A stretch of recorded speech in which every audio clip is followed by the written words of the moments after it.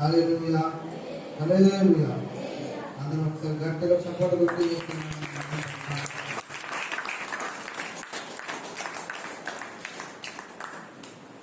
గట్టిగా అంటే ఇంత గట్టి కొడతారని అనుకోకపోయింది.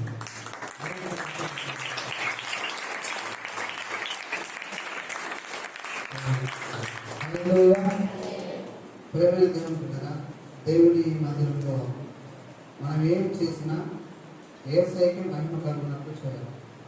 పాస్టర్ గారు ఒకసారి మనం చెప్పారు, అది పాస్టర్ గారి కోసం కాదు, దేవుడి కోసం, మన కోసం కాదు, దేవుడి కోసం.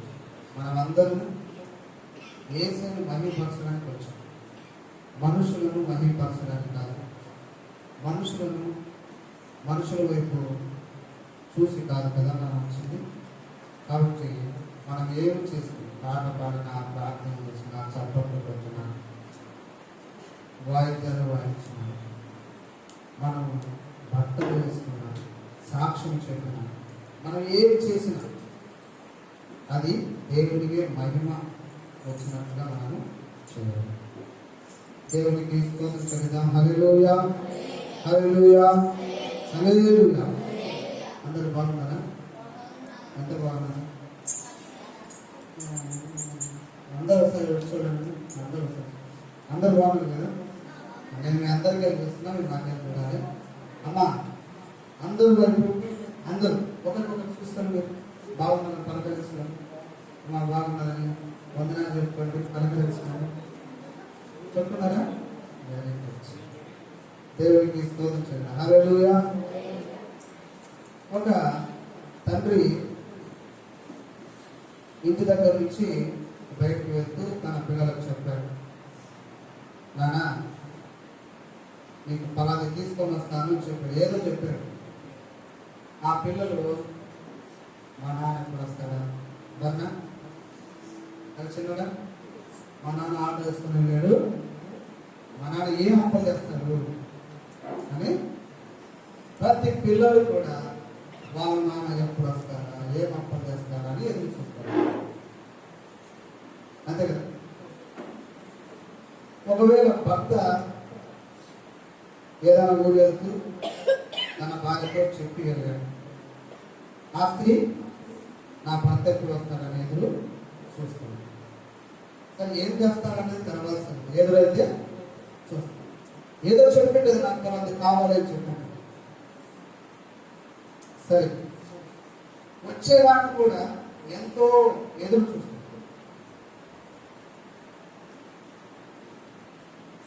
ఇద్దరు యవనస్తులకు ఎంగేజ్మెంట్ అయింది. అబ్బాయి ఒక చోట ఉన్నాడు, అమ్మాయి ఒక చోట. వాళ్ళు దేనికోసం ఎదురు చూస్తున్నారు? ఇంకా పెళ్లి డేట్లు ఎప్పుడు పెట్టుకుంటున్నారు, ఎప్పుడు వివాహం అవుతా, ఎప్పుడెప్పుడు మా పెళ్లి తొందరగా జరుగుతుందని అబ్బాయి కోసం అమ్మాయి, అమ్మాయి కోసం అబ్బాయి ఎదురు చూస్తారు. అంటే వాళ్ళ మనసంతా కూడా వాళ్ళ మీద ఉంటుంది. మనము దేనినైతే ప్రేమిస్తామో దాని మీద మనకు మనసు ఉంటుంది, దాని మీద మనకు మనసు, మనం ఎదురు చూస్తూ ఉంటాం.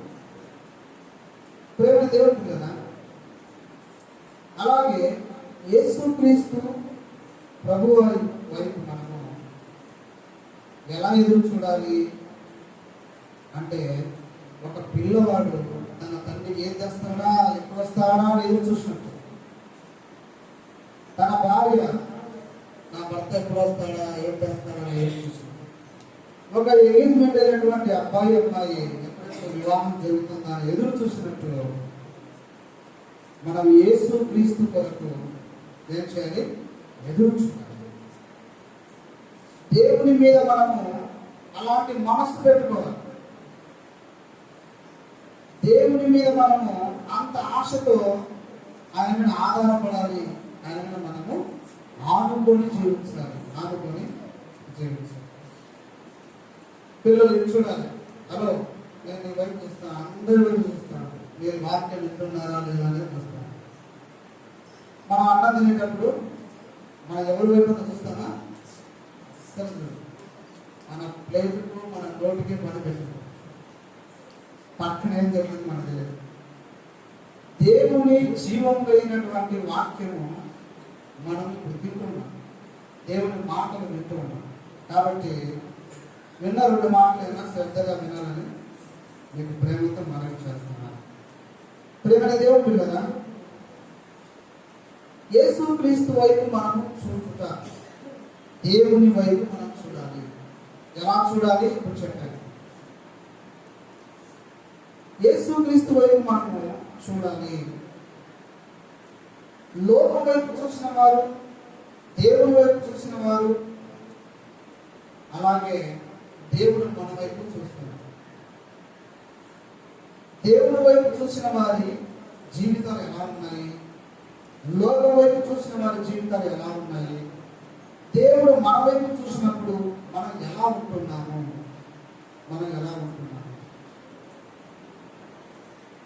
మనం పిలుస్తూ ఉన్నప్పుడు ఒక వ్యక్తిని, ఆ పిల్లలు లేకుంటే పెద్దలు ఎవరైనా మనకు తెలిసినప్పుడు మన వైపు తిరిగి మనతో మాట్లాడితే ఎంత బాగుంటుంది. మనం పిలుస్తూ ఉన్నా మనకు వీపు చూపిస్తా వస్తాను అనుకోతే ఎలా ఉంటుంది. దేవుడు మనల్ని పిలుస్తున్నాడు. ప్రయాసపడి భారం మోసుకొనుచున్న సమస్త జనులారా నా ఎదుకు రండి అని దేవుడు మనల్ని పిలుస్తున్నాడు. కాబట్టి దేవుడు మనల్ని పిలిచినప్పుడు దేవుడి వైపు మనం తిరగాలి. తిరగడము అంటే ఏంటి? మన మనస్సును దేవుడి వైపు తిప్పుకోవాలి. ఈ లోకంలో మన మనస్సు నిజంగా చెప్పాలంటే ఒక గందరగోళమైనటువంటి పరిస్థితులు ఉంటుంది. ప్రతి ఒక్కరి మనస్సు గందరగోళమైన పరిస్థితుల్లో ఉంటుంది. ఇలాంటి పరిస్థితుల్లో మన మనస్సు కుదుటపడాలి అంటే, మనం ఒక నిర్ణయం తీసుకోవాలి అంటే, మనము దేవుడిని ఆడుకోవాలి అంటే, మన మనస్సును దేవుని వైపు పెట్టాలి. దేవుని వైపు మనం చూడాలి అంటే దేవుని మీద మనస్సు కేంద్రీకరించాలి. ఫిబ్రవరి రాష్ట్ర పత్రిక 12వ అధ్యాయము 2వ వచనం మనం చూస్తే, మొదటి 2 వచనంలో, ఇంత గొప్ప సాక్షి సమూహము మేఘము వలె మనల్ని ఆవరించి ఉన్నందున మనము కూడా ప్రతి భారమును సులువుగా చిక్కుల పెట్టు పాపమును విడిచిపెట్టి విశ్వాసములకు కర్తయు దానిని కొనసాగించువాడునైనా యేసు వైపు చూచు. ఎవరి వైపు చూడాలంటే మనము అందరూ చెప్తాం. ఎవరి వైపు చూడాలి? అందరం మళ్ళీ ఒకసారి చెప్తాం. ఎవరి వైపు చూడాలి? ఎందుకు యేసుక్రీస్తు వైపు మనం చూడాలి? అందరు కావాలి దయచేసి బైబిల్ చదివేటప్పుడు చూడండి. మనం ఎందుకు యేసుక్రీస్తు వైపు చూడాలి? ఆ పైన మనం చదువుకుంటే ఏమున్నాయంట? ప్రతి భారం, మన మీద ఒక భారం ఉంటుంది. ప్రతి ఒక్కరికి ఒక భారం ఉంటుంది. కుటుంబ భారం ఉంటుంది, చదువుల భారం ఉంటుంది, ఒక్కొక్కరికి ఒక భారం ఉంటుంది, ఒక కష్టం ఉంటుంది. ఒకరికి ఉండదు, ఒకరికి ఉండదు. ఏంటి అంటే ఎవరైనా దేవుడు ఉండగా సులువుగా చిక్కుల పెట్టే పాపాలు ఉన్నాయి. ఏమన్నా చెప్పండి. మనల్ని ఇబ్బంది పెట్టే పాపాలు ఉన్నాయి, మనకి నష్టం చేసే పాపాలు ఉన్నాయి, మనకు కష్టాలను తెచ్చిపెట్టే పాపాలు ఉన్నాయి. వీటిలో మనం పడిపోకూడదు అంటే, వీటిలో మనము జారిపోకూడదు అంటే, వీటిలో మనం చింపుకోకూడదు అంటే ఎవరు వైపు చూడాలి? మనము దేవుడు. అంటే దాని అర్థం ఏంటి? మనము పాపములో పడిపోయే అవకాశం ఉంది, జారిపోయే అవకాశం ఉంది, నష్టపోయే అవకాశం ఉంది, కష్టపడే పరిస్థితి ఉంది. మనము సులువుగా పాపంలో పడిపోయే అవకాశాలు అపవాదం సాతాను మనకు ఎన్నో కలగజేస్తాడు. ప్రేమ దేవుడు గారు అది ఎక్కడో ఎవరి నుంచో తెచ్చిపెట్టాడు, మన ఇంటి వాళ్ళ నుంచి తెచ్చిపెడతాడు. నువ్వు ఎవరినైతే ఇష్టపడుతున్నావో, లేకుంటే నీ మాట ఎవరైతే మా ఇంట్లో ఉన్న భార్య గారినో, భర్త గారినో, పిల్లల గారినో, మనకు తెలిసిన గారినో, స్నేహితుల గారినో, మనకు తెలియకుండా చిక్కుముడులు అనేవి వచ్చేస్తాయి.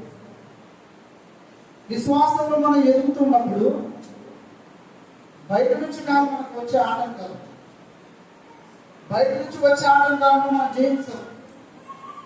కానీ ఇంటి లోపల నుంచి వచ్చే ఆటంకాలను, ఇంటిలో వచ్చేటువంటి ఆటంకాలను జయించాలి అంటే నీకు దేవుని శక్తి కావాలి. చెప్పండి, ఇంటిలో వచ్చే ప్రతి శోధన జయించాలి అంటే మనకి ఎవరి శక్తి కావాలి? దేవుని శక్తి కావాలి. అది ఎలా వస్తుంది? ప్రార్థన ద్వారా మనకు వస్తుంది. నీకు ఎదురయ్యే ప్రతి శోధనను జయించాలి అంటే నువ్వు ప్రార్థన చేయాలి. మనం సహజంగా ప్రతి ఒక్కరు చేసే పొరపాటు ఏంటంటే ఏదైనా శోధన వస్తే అదొక్కటి చేయకుండా అన్ని చేస్తాం, ప్రార్థన చేయకుండా అన్ని చేస్తాం. తద్వారా శోధన ఇంకా ఎక్కువైంది. ప్రేమటువంటి దేవుడు కదా, నీవు శోధనను జయించాలి అంటే నీకు దేవుడిచ్చిన ఆయుధం, మనకు దేవుడిచ్చిన ఆయుధం తెలుసా? ప్రార్థన. దేవుడికి స్తోత్రం చెల్లించండి. హల్లెలూయా. అమ్మ ఒకసారి వెనక ఉన్న వాళ్ళందరూ దేవుడి స్తోత్రం చెల్లించండి. వెనక కూర్చున్నాను అందరు రెండో చేతులు ఎత్తండి. దేవుడికి స్తోత్రం చెల్లిద్దాం. హల్లెలూయా. Very good. పిల్లలు అందరూ వింటున్నారు కదా. ప్రేమటువంటి దేవుడిని మనం గమనిస్తే ఈ లోకంలో లోకం వైపు చూసి నష్టపోయినటువంటి వారిని బైబిల్లో నుంచి కొంతమందిని చూద్దాం. ఆదికాండం 3వ అధ్యాయం 6వ వచనంలో స్త్రీ ఏం చేసింది? హవ్వ దేవుడు తినొద్దన్న పండును ఏం చేసింది చెప్పండి? తినింది. ఫస్ట్ తినాలి అంటే ఏం చేసిందంటే రోజు దాని వైపు చూస్తాం. దేవుడు ఎందుకు తినొద్దన్నాడు? తింటే ఏమైందంట? నాకు వచ్చే ప్రశ్న, ఒక ఆయన ఏం చేశాడంటే, అవును పండు దేవుడు తినొద్దని చెప్పాడు కదా, తినకుండా ఉంటే సరిపోతుంది కదా, వాళ్ళు ఎందుకు తినాలి? వాళ్ళు తిని కదా మనకి బాధ తెచ్చిపెట్టింది అని చెప్పి అన్నాడు. పాస్టర్ గారి ఇంటికి ఒక ఆయన వెళ్తే అప్పుడు పాస్టర్ గారు ఏం చేశారంటే, సరేయా నువ్వు మా ఇంటికి రాబోతున్నాను అని చెప్పి పిలుచుకొని పోయాడు. పిలుచుకొని పోయి ఏం చేశాడంటే డైనింగ్ టేబుల్ మీద అన్నం పెట్టాడు. పాస్టర్ గారు వడ్డించారు. ఇంకొక ప్లేట్లో ఏదో పెట్టి దాని ప్లేట్ పోసేసి, అయ్యా నేను వాష్రూమ్కి వెళ్ళొస్తాను, నువ్వు భోజనం చేస్తా ఉండు, ఈ ప్లేట్ మాత్రం ఈ మూత మాత్రం తీయొద్దు అని చెప్పాడు. ఏం చెప్పాడు? తీయొద్దు అని చెప్పాడు. ఆయన వాష్రూమ్కి వెళ్ళాడు పాస్టర్ గారు. ఈయన తింటాను దాంట్లో ఏం పెట్టాడు? దాంట్లో ఏముందో తీయొద్దు అన్నాడు. ఆయన తీస్తే ఏమైంది అని చెప్పేసి ఆయన వచ్చేసరికి తీసాడు. ఏం చేశాడు చెప్పండి? అప్పుడు పాస్టర్ గారు అన్నారు, అయ్యా నేను తీయొద్దు అన్నాను కదా, నువ్వు తీసాను కదంటే, అదే సార్ ఏముందో తీద్దామని తీసాను అన్నాడు. ఆదాము కూడా చేసింది. మానవుడి యొక్క స్వభావం ఏంటంటే ఏది చెయ్యొద్దు అంటే అది చేస్తాను అంతే. అది మానవుడి యొక్క లక్షణం, అది మానవుడి యొక్క స్వభావం. అది చెయ్యకూడదు అంటే దేవుడి యొక్క సమయం మనకు కావాలన్నమాట. దేవుని స్తోత్రం. హల్లెలూయా. హల్లెలూయా. కాబట్టి అవ్వ చూసింది, పండు తెచ్చుకోయింది, తినింది, తన భర్తకు పెట్టింది. తద్వారా లోకం వైపు చూసింది, ఆమె పాపంలో పడిపోయింది. ప్రేమటువంటి దేవుడి పిల్లరా, పండు తినడం వలన పాపము రాలేదు, పండులో పాపము లేదు. మరి ఎలా పాపలయ్యారు? దేవుడు తినొద్దు అన్నదానికి తిన్నారు కదా, ఎందుకు పాపలయ్యారు? దేవుని మాటను ఇలా తీసి అలా పక్కన పెట్టేశారు అన్నమాట. అందరు చూడండి, నా వైపు చూసారా? దేవుడి మాటను ఏం చేసిన వాళ్ళు? దేవా నీ మాట నాకు అవసరం లేదు అని యేసయ్య మాటను, దేవుని మాటను తీసి పక్కన మా భాష పెట్టుకోవాలి. అంటే నీ మాట నేను వినను. దేవుని మాట వినకపోవడమే పాపము. చెప్పండి. పండు తిన్నందుకు కాదు, పండులో పాపము లేదు. దేవుని మాట కాదని వాళ్ళు ఆ పని చేశారు. ఇంట్లో నా మాటను వినలేదు అని మీ భర్త ఎప్పుడైనా మిమ్మల్ని అన్నాడా? మీ భార్య ఎప్పుడైనా అనిందా? తల్లిదండ్రులు పిల్లలు ఎప్పుడైనా అన్నదే నా మాట వినట్లేదు, నా మాట వినట్లేదు అన్నారు? అంటే ఏంటి? దేవుని మాట ఎంతో విలువైంది. దేవునికి స్తోత్రం చెల్లిద్దాం. హల్లెలూయా, హల్లెలూయా.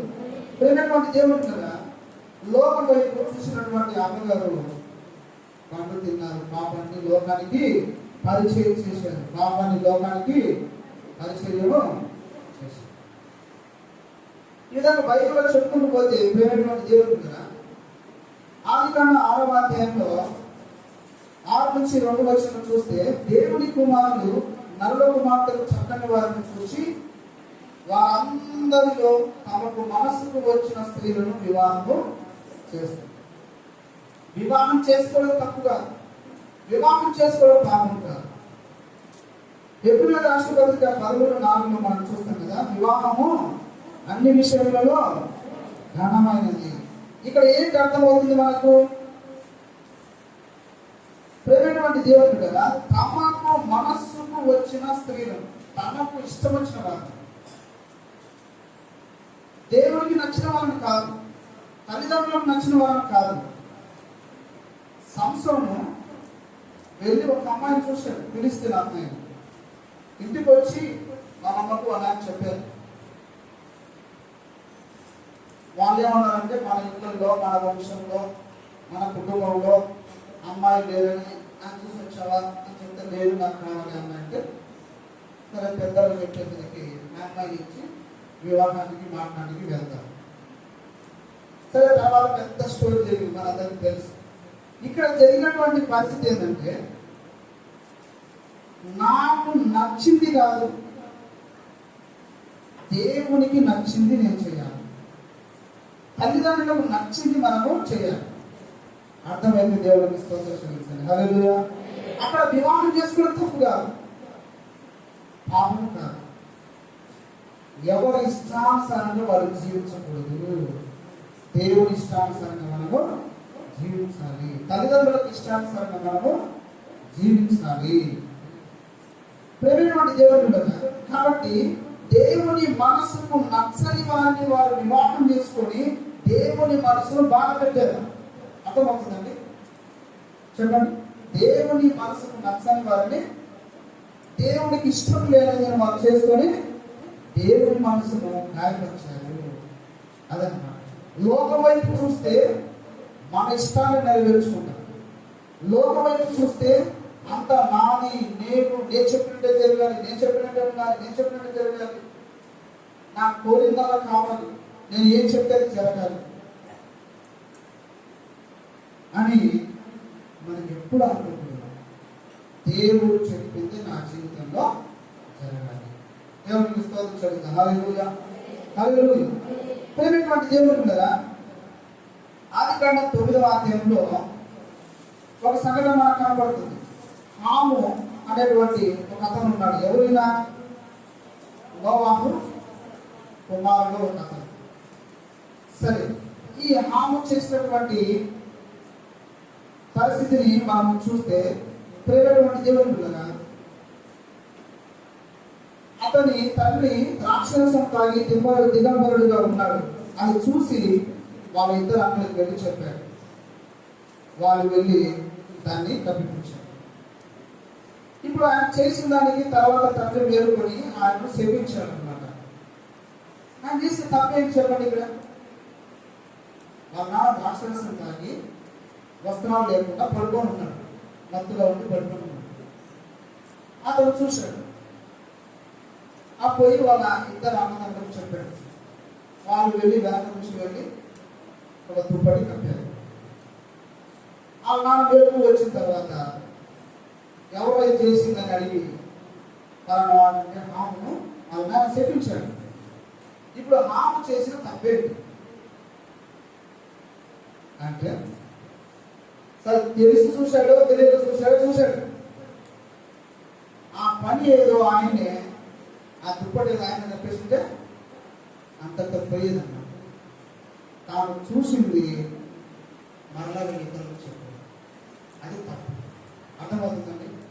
సులువుగా ఇదే పాపం లేదు, ఇదేమన్నా పాపమా, ఇదేమన్నా తప్ప అనుకున్నది మన జీవితానికి నష్టాన్ని. అతను చూస్తే అది ఒక్కరితోనే పోయేది, తన మనసులోనే పెట్టుకునేవాడు. అర్థమవుతుందండి నాకు. దాన్ని మరలా వెళ్ళి ఇద్దరు చెప్పారన్నమాట. అది ప్రేమ దేవుని పిల్లరా. ఇంకా రెండో విషయం మనం గమనిస్తే లోతు 13వ అధ్యాయం 10వ వచనంలో చూస్తే ఆది గ్రంథంలో లోతు ఎవరు చూశాడు? సొదొమ గొమొర్రా పట్టణాన్ని చూశాడు. సొదొమ గొమొర్రా పట్టణం, ఆ పట్టణాన్ని చూసినప్పుడు దేవుని తోటలాగా అది ఉంది. చివరికి ఏమైందంటే ఆ పట్టణంలో ఆయన తన భార్యను, తన పిల్లలను శత్రువులు వచ్చి దోచుకొని పోయారు. అబ్రహాము వచ్చి లోతు భార్యను, లోతు పిల్లలందరినీ కూడా శత్రువుల చేతుల నుంచి విడిపించుకొని వచ్చాడు. అప్పుడు ఆయన అక్కడి నుంచి రాలేదు, అక్కడే ఉండి నివాసం చేశాడు. ఇప్పుడు మనం ఎవరైనా పొరపాటు చేస్తాం, నేనైనా మీరైనా ఎవరు చేస్తాం. ఒకసారి జరిగిపోయింది, అక్కడి నుంచి మనం జాగ్రత్త బయటికి ఆయన ఏం చేశాడంటే అక్కడ ఉండిపోయాడు. మరలా ఏం జరిగిందంటే ఆ పట్టణం ఎంత భయంకరంగా పాపం పడిపోయిందంటే చిన్న పిల్లలతో సహా వృద్ధుల వరకు కామముతో నిండిపోయారు. చిన్న పిల్లలు కామంతో నిండిపోయారు. ముసలి వాళ్ళు కామంతో నిండిపోయారు. యవనస్తులు పెళ్ళైన తీసి పక్కన పెట్టండి. అసలు పిల్లలకు ముసలులకి ఎక్కడైనా పొందాల ఉందా? అంటే అంత భయంకరంగా ఆ పట్టణము నిండిపోయింది. చివరికి దేవదూతలు వాళ్ళ ఇంటికి వస్తే దేవదూతలతో కూడా పాపం చేయడానికి వాళ్ళు తెగించారు.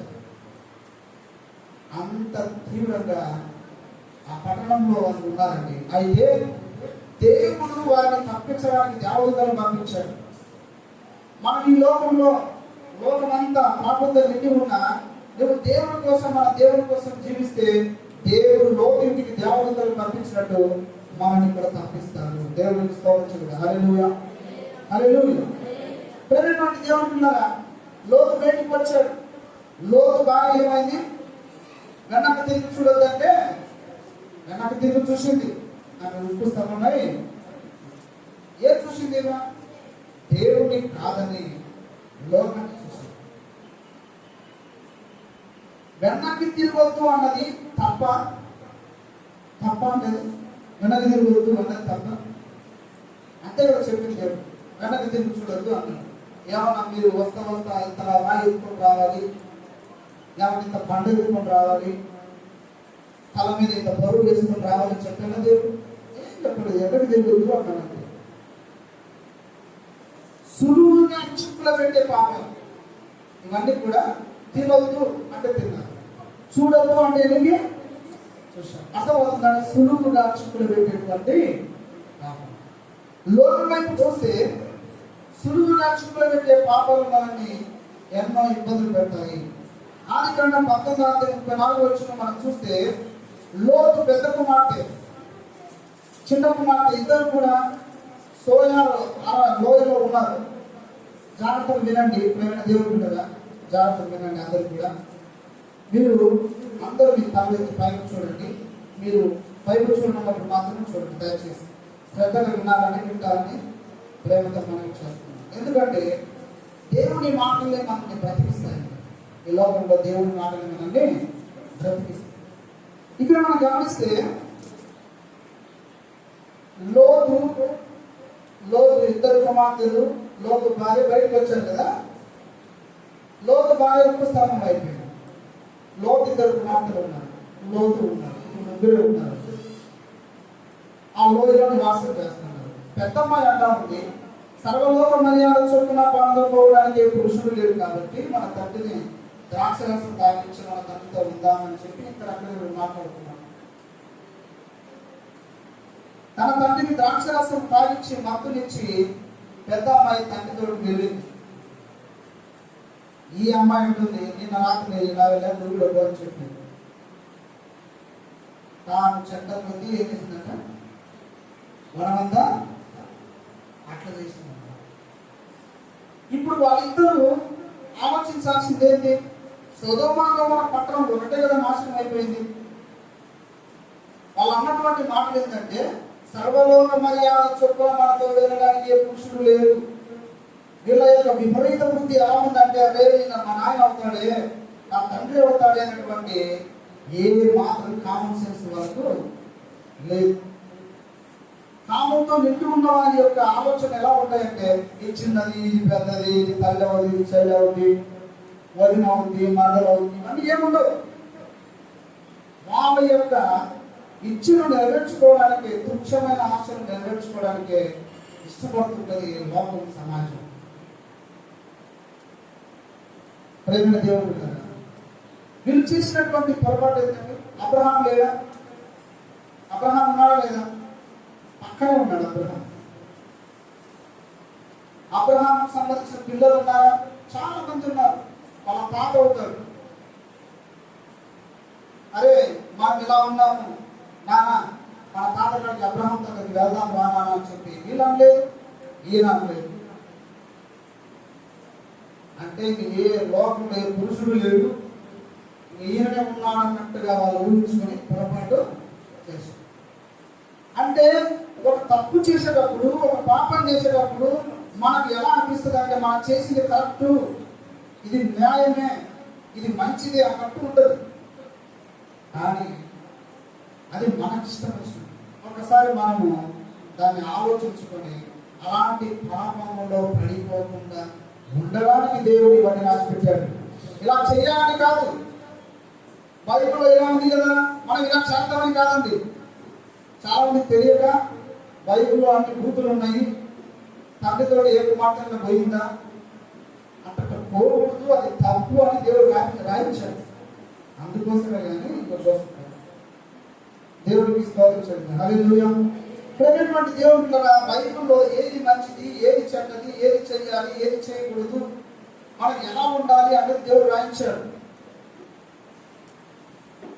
మన వాహనంలో వెళుతున్నప్పుడు ట్రాఫిక్ రూల్స్ ఉంటాయి కదా, లెఫ్ట్ రైట్ వెళ్ళాలి, స్ట్రైట్ వెళ్ళాలి, బ్రిడ్జ్ ఉంటుంది, ఇవన్నీ కూడా ఉంటాయి. వాటిని అధిగమించి వెళ్తే యాక్సిడెంట్ జరుగుతుంది. అలాగే దేవుని యొక్క పద్ధతులు కొన్ని ఉన్నాయి, దాని ప్రకారం మనం వెళ్తే మన జీవితాలు బాగుపడతాయి. దేవుడికి స్తోత్రం. హల్లెలూయా, హల్లెలూయా, హల్లెలూయా. దేవుడు దేవుడు కదా. ఇలాగా బైబిల్లో అనేకమైన విషయాలు ఉన్నాయి. మీ దృష్టికి కొన్ని మాత్రమే జ్ఞాపకం చేస్తున్నాడు. దీన అలా చేసింది, తన తండ్రికి తన తల్లికి అవమానం చేసింది. వాళ్ళ అమ్మలు ఇద్దరు కూడా నరకంతకులు అయిపోయారు. లోక వైపు చూస్తే ప్రేమ దేవుడి కదా, మనకు నష్టం ఉంది, మనకు కష్టాలు ఉన్నాయి, మనం శ్రమలు తెచ్చుకుంటాం. కాబట్టి లోక వైపు చూడద్దు, యేసు వైపు చూద్దాం. దేవుడికి స్తోత్రం. హల్లెలూయా, హల్లెలూయా, హల్లెలూయా.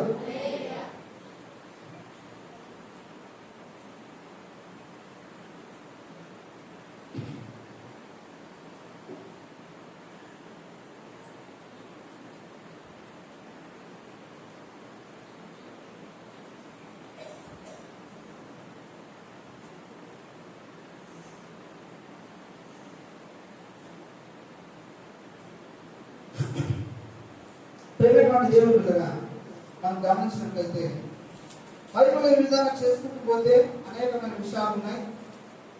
మరి పొతిఫర్ భార్య కదా, పొతిఫర్ భార్య ఏం చేసిందంటే తన భర్త యుద్ధానికి వెళ్ళాడు, తన ఇంటిలో వివాహం కాని వ్యక్తి ఉన్నాడు. పాపము చేయడానికి ఎన్నో అవకాశాలు ఉంటాయండి, వాటికి మనం దూరంగా వెళ్ళిపోవాలి. దేవునికి స్తోత్రం. హల్లెలూయా, హల్లెలూయా. సరే, లోకం వైపు చూసిన వాళ్ళందరూ కూడా ఇబ్బందులు పడిపోయారు,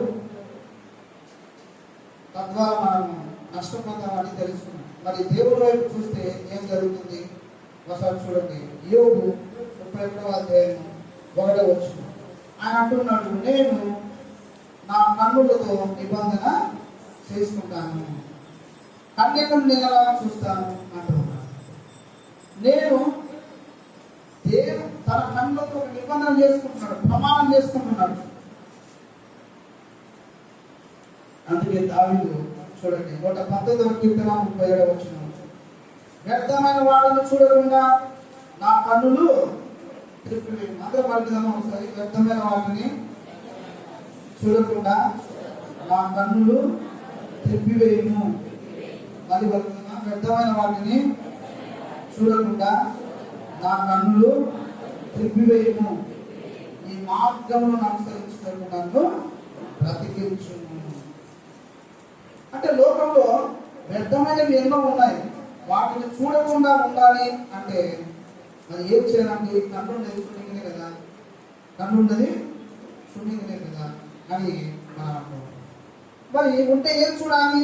119వ కీర్తన 18వ వచనం మనం చూస్తే, నేను నీ ధర్మశాస్త్రం నందు ఆశ్చర్యమైన సంగతులను చూసినట్లు నా కన్నులు, చెప్పండి, దేవా నేను నీ ధర్మశాస్త్రం నందు ఆశ్చర్యమైన సంగతులను చూసినట్లు నా కన్నులు తెరువుము. బైబిల్లో ఎన్నో ఆశ్చర్యమైన సంగతులు ఉన్నాయి.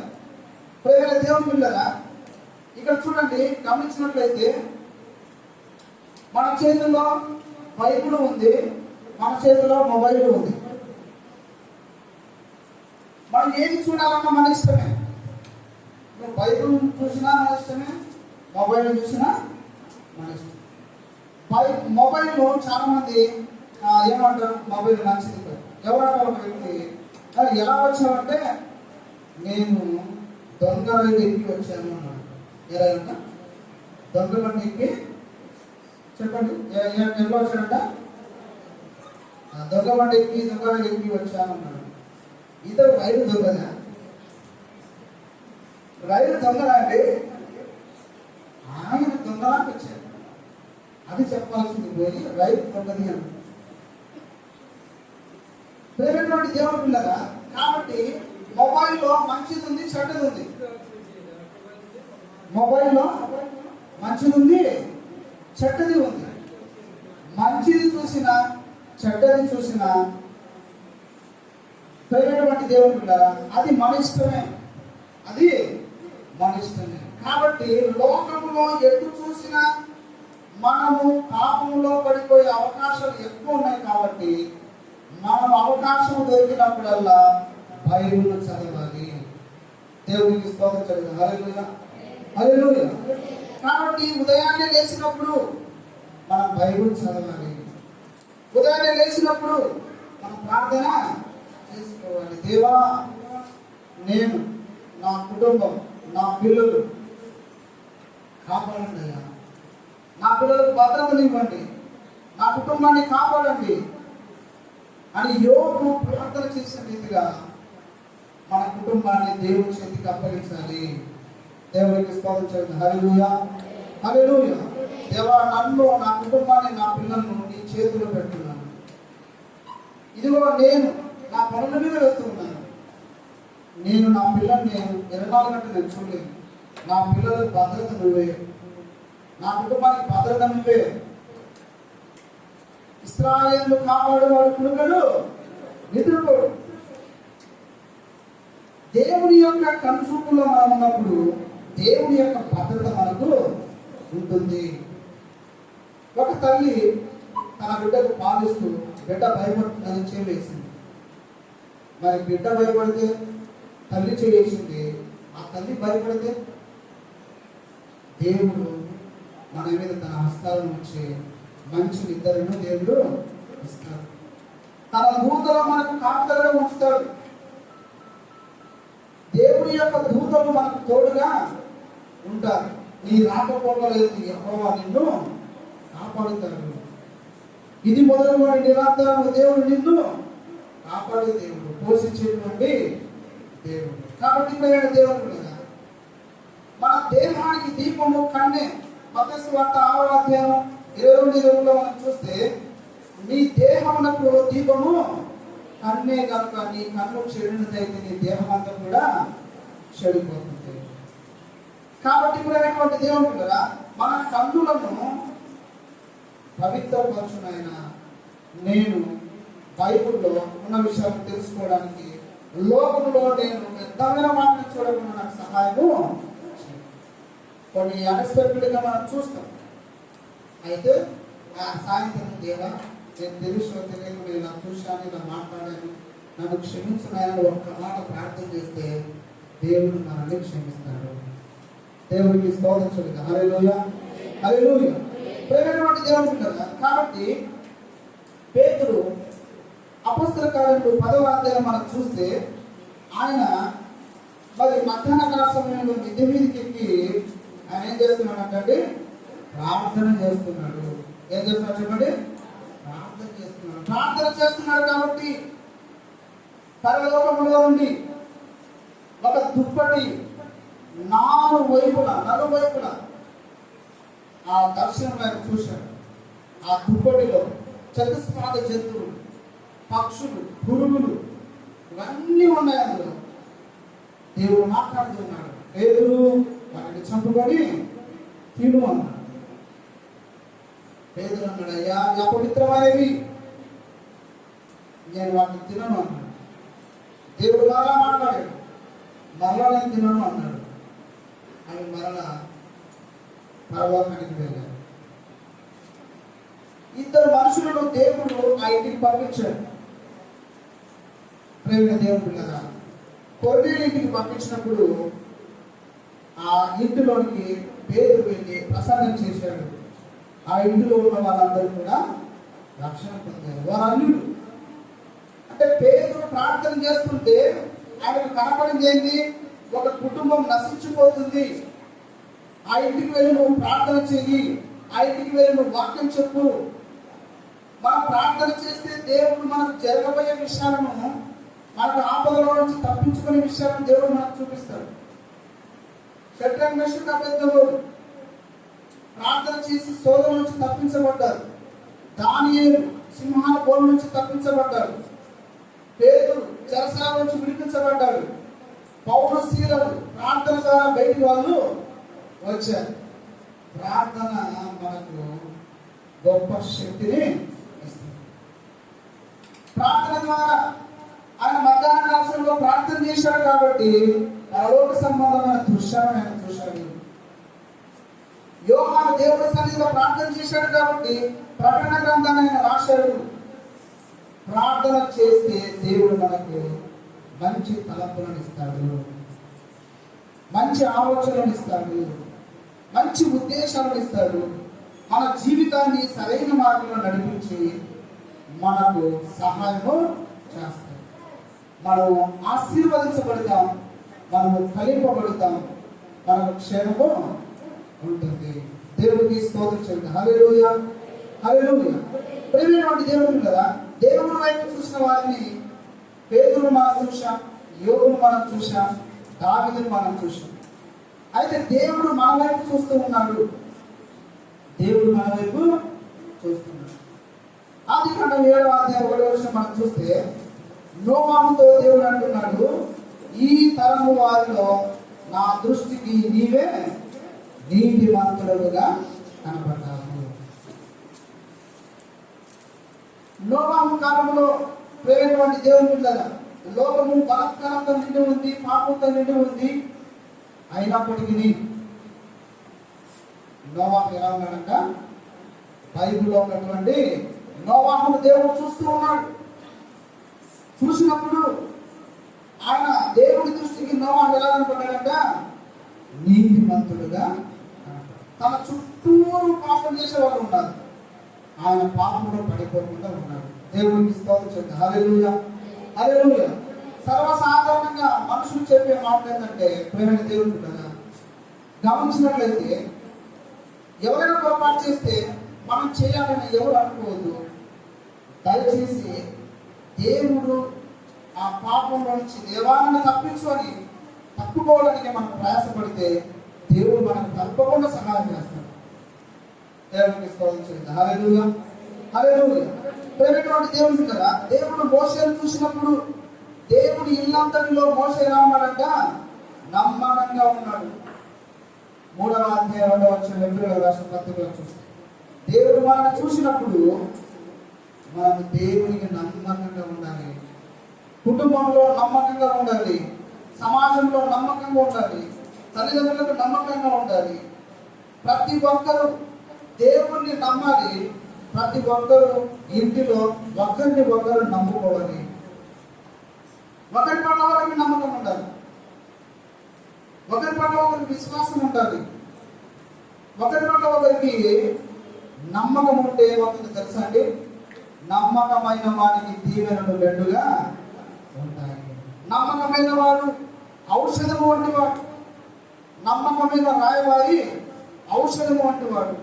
ఒక ఔషధము ఒక రోగికి ఏ విధంగా స్వస్థతనిస్తుందో, నమ్మకమైన వ్యక్తి ఎక్కడైతే ఉంటారో, అది ఇల్లు కావచ్చు, దేవుడి మందిరం కావచ్చు, సమాజం కావచ్చు, ఎక్కడైనా కావచ్చు, అక్కడ వర్ధిల్లడం ఉంటుంది, దీవించబడడం ఉంటుంది, ఆశీర్వాదం ఉంటుంది, అభివృద్ధి ఉంటుంది, క్షేమము ఉంటుంది. దేవుడికి స్తోత్రం. హల్లెలూయా, హల్లెలూయా. యోబు దేవుడు చూసినప్పుడు యోబు గురించి దేవుడు మాట్లాడేది ఏంటండి? యోబు గురించి దేవుడు మాట్లాడిన మాట ఏంటి? యథార్థవంతుడు, న్యాయవంతుడు, తర్వాత దేవుని యందు భయభక్తులు కలిగిన వాడు, చెడుతనమును విసర్జించిన వాడు. దేవుడు చూసినప్పుడు యోబు ఇలా ఉన్నాడన్నా. ప్రేమ దేవుడు కదా, మన జీవితంలో గర్వము, డబ్బు విషయము, స్త్రీల విషయము, పురుషుల విషయము, అన్ని విషయాలలో మనం జాగ్రత్తగా ఉండి యేసుక్రీస్తు వైపు మనం చూస్తే ఇదిగో సోదరులు పడిపోకుండా దేవుడు మనకు సహాయము చేస్తాడు. దేవుడికి స్తోత్రం చేద్దాం. హల్లెలూయా, హల్లెలూయా. ప్రేమ దేవుడు కదా. కాబట్టి లోక వైపు చూసిన వారు ఏమయ్యారు? దేవుడి వైపు చూసిన వారు ఏమయ్యారు? దేవుడు మన వైపు చూస్తుంటే మనం ఎలా ఉన్నాం అనే విషయాన్ని దేవుడు మనకు తన వాక్యం ద్వారా తెలియజేశాడు. దేవుడు తన వాక్యాన్ని మన వీటిల్లో మేలుకై దీవించి ఆశీర్వదించుగాక. తలవంచండి, కళ్ళు మూసుకోండి, ప్రార్థన చేసుకుందాం. ప్రతి ఒక్కరు తలవంచండి, కళ్ళు మూసుకోండి, ప్రార్థన చేసుకుందాం.